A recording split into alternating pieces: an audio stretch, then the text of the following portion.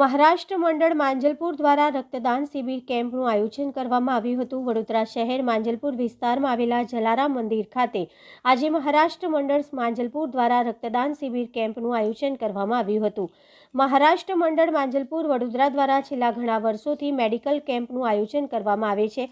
આજે રક્તદાન શિબિર કેમ્પમાં એકત્રિત કરેલ જરૂરિયાતમંદ લોકોને પૂરું પાડવામાં આવશે।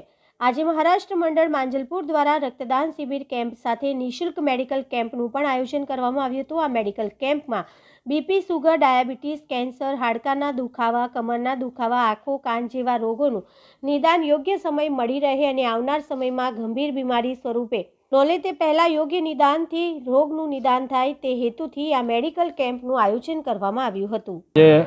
હું મહારાષ્ટ્ર મંડળ માંજલપુરનો અધ્યક્ષ છું અને અમે અહીંયા મેગા મેડિકલ કેમ્પ એટલે શિબિર રાખેલું છે અને જલારામ મંદિર માંજલપુરનું આ જે છે પ્રખ્યાત મંદિર છે ત્યાં અમે માંજલપુર મહારાષ્ટ્ર મંડળ તરફથી મેડિકલનો કેમ્પ રાખ્યો છે।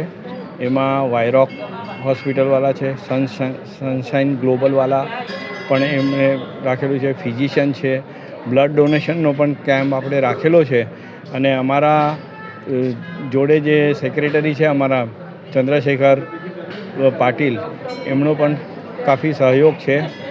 મારા જોડે જે છે ચીફ ટ્રસ્ટી છે સંભાજી સાને અને કાર્યકર જાંબેકર છે। અમે લોકો બધા સાથ સહકાર આપીને આ બધું કેમ્પ ઊભો કરે છે। હમણાં લગીને તો 38થી 39 લોકો તો થઈ જ ગયા છે અને બીજા 10-15 હજુ લાઇનમાં છે જ ઓલરેડી, એટલે 50 તો થઈ જ ગયા છે।